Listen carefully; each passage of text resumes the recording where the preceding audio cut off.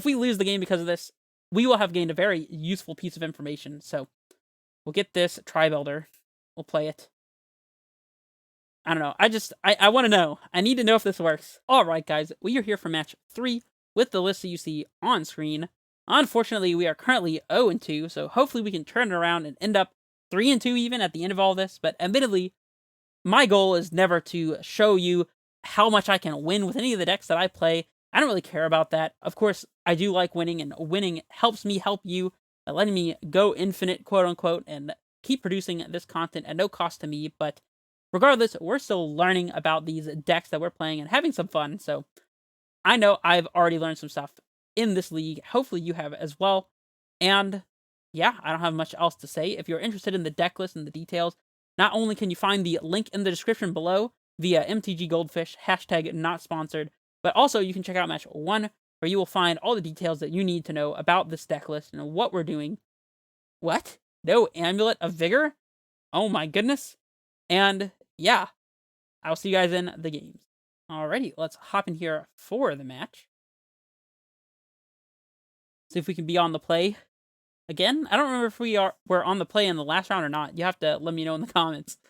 But hopefully we can be on the play regardless. That would be very nice. And, you know, assuming our opponent ever lets us join. That would be nice as well. Ah, got there with 5 seconds left on the clock. Nice, nice, nice. Playing against Doomwake. Doomwake is a streamer, if you are not familiar. Recently, he's been playing a lot of Urza's Saga and Underworld Cookbook and nonsense. Some Asmo Cookbook type stuff. So, that's cool. Of course, we're not on the play either. That's fantastic. Love to see it. We get to play a turn 1 Search for Tomorrow on Suspend. So, I mean, that's a snap keep from me. I'm kind of memeing, but I'm also kind of serious. I think the best thing this deck can do is Suspend Search on turn 1. So, we even have the payoff. We have Bolt to interact, kill an Asmo to keep our Titan from dying unexpectedly to some random food stuff. Admittedly, I'm not trying to say I know what Doomwake is playing at all. They might not be playing what I think they are, but regardless, I mean, we got interaction, we got ramp, we got a Summoner's Pack that might actually be likely to go find a Sakura Tribe Elder, believe it or not. We even have a payoff, so. And we're on the draw, so we have more cards than we have in our hand, even that we know of. So.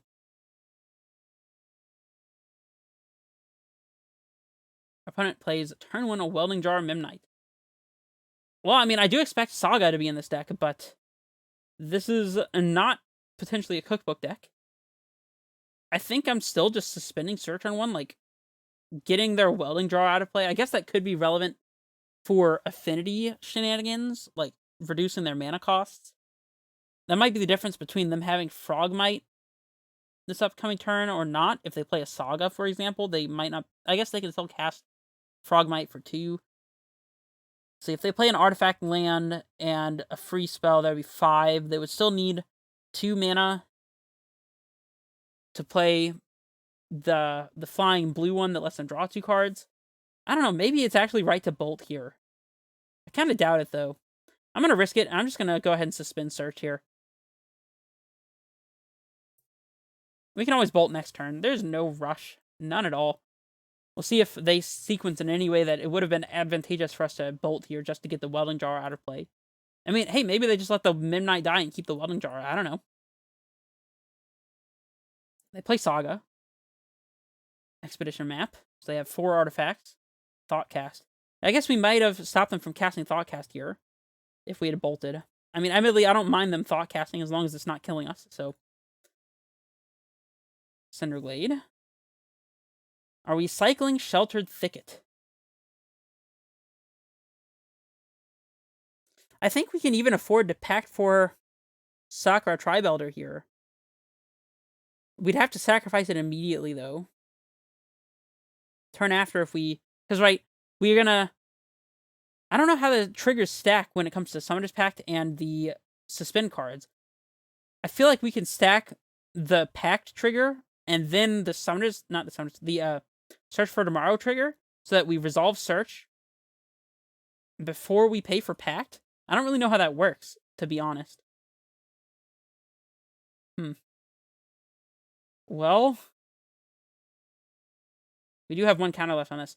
I'm gonna go for the line that lets us learn the most. I'm going to go ahead and pack for this Tribe Elder and see what happens. If I don't do it, then how else will you know? And if we lose the game because of this, we will have gained a very useful piece of information. So we'll get this Tribe Elder. We'll play it. We'll absorb our 1 point of damage here with the Tribe Elder block. Unfortunately, we couldn't block a Saga token if our opponent's going to make them, but I don't know. I want to know. I need to know if this works. Like I said, if we lose the game because of this play, I'll still be happy with that. Alright, we'll block. We'll sacrifice it and not lose to our pack trigger. Thank you very much. I guess we'll just get the forest now. I mean, if our search does not resolve... Yeah, so we can stack the pact on the bottom and then the search on top, so we can actually pay for our pack here. This is really good information to know, that we can actually stack it this way and not lose to our pack trigger. So we didn't lose, which is always good. Heck yeah. I was really curious how that would interact. I was really curious. Alright, so we play Cinderglade, bolt this. Or no, bolt the... Let's see, the token's going to be huge, right? 1, 2, 3, 4. Can't bolt the token. I mean, they would just stack Welding Jar anyways. If we suspend Search, next turn we play Titan, Search comes off, we get a Mountain for potential lethal, even if they have Dispatch for Titan, I guess. I don't think they played Dispatch in game 1. I mean, I doubt that bolting here does anything, so... And I don't see us hard casting Search, so I'm just going to suspend the Search for tomorrow here. I guess doing this means that we have to shock our Stomping Ground to play Titan. Stomping Ground to play Titan this upcoming turn, but... Whatever. Sue me.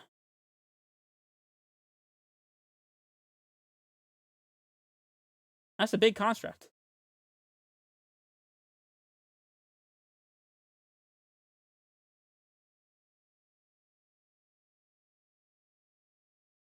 I guess suspending the search might not have been the right play because we could still top deck scapeshift. Like if we use our bolt on them to put them to 17, untap Drew, play land for turn up to 6, use 3 of them to cast search, leaving 3 up to get a basic land, and then cast scapeshift, we would actually have lethal. So I actually think holding up bolt here might have been the right choice, specifically because of the possibility of top decking scapeshift. Of course, hindsight is 20/20, but I mean, there's only 3 out of 47.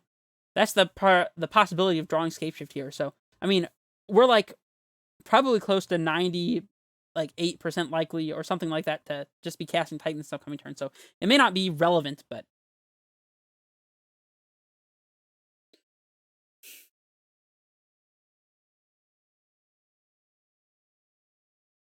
we might even have to chump with our Titan so that we're not dead, which is kind of tragic.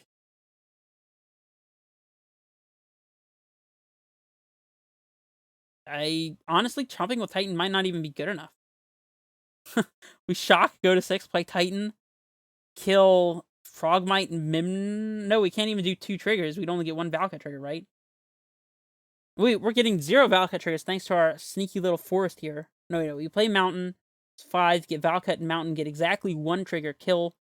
We can't even kill any of these because of the Welding Jar. I guess getting 1 artifact out of play means that we'll be taking 7. We block, we chomp, take lethal. Yeah, I guess we just had to bolt there. I don't even think that would have made much of a difference, but yeah, we're just dead, so we'll concede. Cool. Great. Love to see it. Yeah, so we want explosives. Do we want explosives? I guess they play a lot of zeros. No, they don't play a whole lot of zeros. They play Ornithopters, Mimnites, and Welding Jars on 0 that we might want to blow up. Hitting the 1-drops is probably not super relevant. I can think of Springleaf Drum and nothing else, but I don't know. Maybe explosives is still worth having. I would think probably. We want forces. Broken Wings to kill Saga or our opponent's constructs is probably pretty relevant, so we'll take that. And I guess Blast Zone. Actually, I'm not super in love with Blast Zone. I don't want to be sacrificing land for this effect, and most of our opponent's relevant stuff is on 0 or on some absurd number like 4 or more, so I don't really think I care about Blast Zone. We can trim the Relic. We can trim Tracker, as it's not a matchup about card advantage, it's more about speed. Speaking of speed, we can trim Explore, as it's not super consistent on actually ramping us. We'd have to have the land in hand to be able to play with the Explorer, otherwise we might just be drawing a card, so Not a super big fan of that one in this matchup. Dryad seems very good, given that our opponent doesn't have Dispatch. I don't know if we can afford to play around Dispatch or not, so I'm kind of inclined to keep it. I'm not expecting Blood Moon, so I'm going to trim a Forest again. Garen Rig is probably necessary, though. I'm still not convinced that Explosives is that great, but we're probably supposed to have it, so... We could trim a Bolt. That doesn't seem horrendous. I don't know. Scapeshift combo killing them, is it fast enough? It probably is, I would think, or hopefully is. We can trim a Bolt. I think that's just horrible, though, because it sets up Scapeshift and it also interacts with our opponent, so probably not on that. We could trim a Dryad just in case they do have Dispatch. We could even just trim the second Forest and, not even have the Forest to search for with Tribelder or Search. Just be like, that's okay, we'll have a second green source, no big deal. I'm not really opposed to that, so I'm going to give it a shot. I think that having these lands that are not mountains or Valakuts is extremely detrimental to our game plan. Garandrig lets us cast an early Titan, so it's a bit of an exception, but... of course, we see a land with 0 green sources. Yeah, I don't think there's any downside to cutting green sources at all. Admittedly, this hand doesn't have a whole lot of what we want. I guess Explosives slows them down anyways, but no green sources feels like a no-go to me, so... Sadly, our Cinderglade in this particular case is not a Stomping Ground, so we can't suspend on one, but that's okay. I mean, all of our lands are entering tapped here, which is horrendous, actually, but we can go turn 1 Cinderglade, turn 2 Valakut Suspend, turn 3 Farseek. It's super slow, but, I mean, what are we going to do? Mold a 5? I doubt it. We'll bottom a Titan here. We could still top deck other threats, and hopefully 1 Titan will be good enough if our opponent doesn't dispatch it, so... Yeah, I don't know. We gotta do what we can. We're playing a turn behind thanks to all of our ETB tapped lands, which is pretty unfortunate, but... Treasure Vault. Intriguing. It's the land that sacrifices to make treasure tokens. They have the 0 drop and the Springleaf Drum, and they're just kind of going all out over here. Looks like with the Vault Scourge, they're on more of a, cranial plating type of, actual, Affinity deck that I would be used to. I'm a bit of a MTG boomer here. I'm used to Affinity playing things like Steel Overseer and Vault Scourges and Signal Pest and that kind of thing. Like a very low-to-the-ground aggressive strategy, whereas more of the recent lists I've seen are playing a whole lot of, later... or, combo or synergy-focused cards, Thought Monitor and other ones, like the big 7-mana one that has land cycling and all that stuff. I feel like the low-to-the-ground version might just be a little bit better, but I also have no reason to actually think that, necessarily, so... We can play Valakut. Next turn we'll be able to play Titan. Easily, with our Farseek as well. If we Farseek now, play Valakut, we'll have 5 lands in play from the search, 6. So it doesn't enable a Scapeshift line if we top decked it. We could play Garanbrig Broken Wings, and then we won't be able to play Titan. No, I think we have to Farseek here. And I think Valakut is the best play, so that's what I'm going to do. We'll Farseek. I don't think we care to get a Triome here or anything. I mean, I guess it's pretty free. It gets another tap land out of our deck. Doesn't really matter. It's either that or Stomping Ground. I'm going to get the Triome. Why not?